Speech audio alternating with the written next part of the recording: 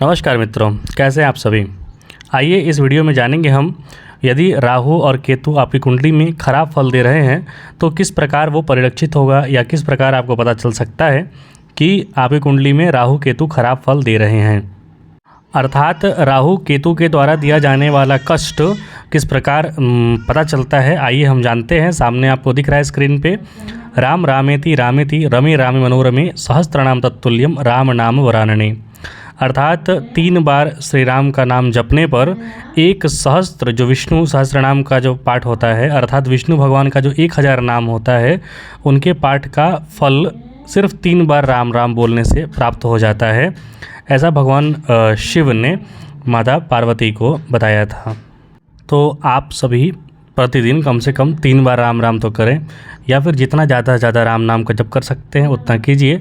क्योंकि आपने यदि भगवान यानी कि परम जो इष्ट हैं हमारे भगवान राम, उनको प्रसन्न कर लिया तो फिर आपको ग्रह गोचर की स्थितियों से निपटने की कोई आवश्यकता नहीं पड़ेगी।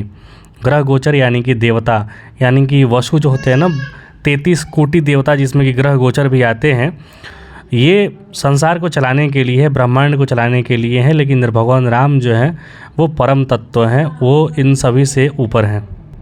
तो ग्रह गोचरों के झंझट से निपटना है तो राम राम कीजिए। अन्यथा आइए जानते हैं हम, राहु केतु यदि आपकी कुंडली में खराब हैं तो पीड़ित हैं तो क्या फल देंगे, कैसा फल उनका होगा।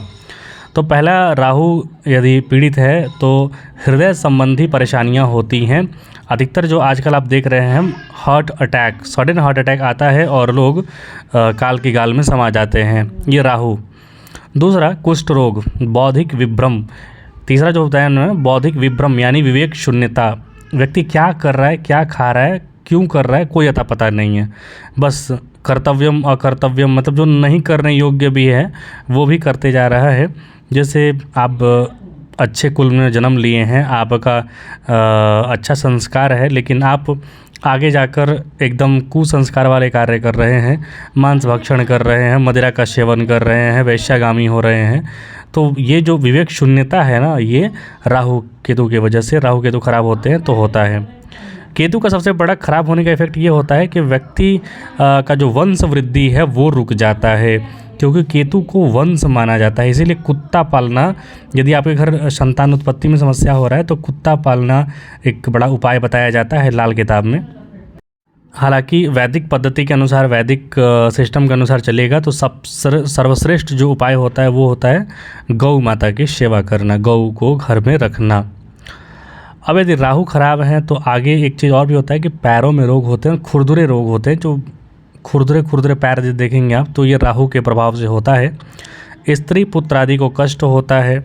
और जो आजकल लोग मज़ार पर या फिर कहीं भी भूत प्रेत वाली जगह पर, समाधि स्थल पर जाकर भूत प्रेत झड़वाते हैं, या फिर उनको भय लगता है कि हमारे पीछे कुछ आत्मा चल रहा है, भूत प्रेत लग रहा है, तो ये भी राहु के खराब होने का ही परिणाम होता है। राहु इस तरीके की मानसिक भ्रम विभ्रम परिस्थिति पैदा करता है, जिससे कि व्यक्ति एकदम पिशाच वाली जगह पर चला जाता है। क्योंकि हमारी जो वैदिक पद्धति है उसमें इन पिशाचों को अमान्य कहा गया है। जैसे कि आप बहुत सारे लोग को देखते होंगे कि किसी का भी पूजा करने लगते हैं, जैसे साईं बाबा हैं या फिर और बहुत सारे जो बाबा लोग हैं उनका भी लोग पूजा करने लगते हैं। तो याद रखिए, भूत प्रेत पिशाच आदि का पूजन कीजिएगा तो वैसा ही आपको फल प्राप्ति होगी।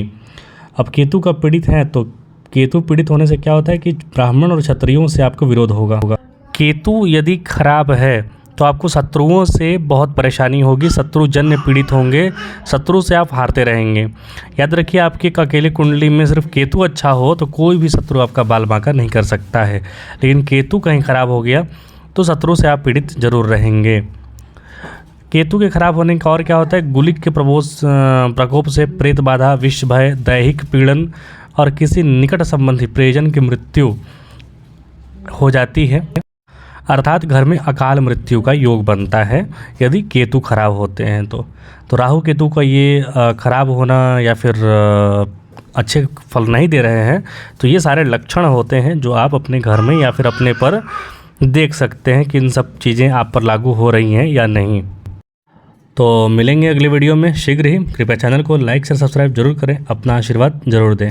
और कुछ पूछना हो, कुछ त्रुटि हो तो आप कमेंट बॉक्स में लिख सकते हैं। या फिर व्हाट्सएप पर भी आप हमें कॉन्टैक्ट कर सकते हैं। देखने के लिए बहुत बहुत धन्यवाद। जय हिंद, जय श्री राम, जय दुर्गे।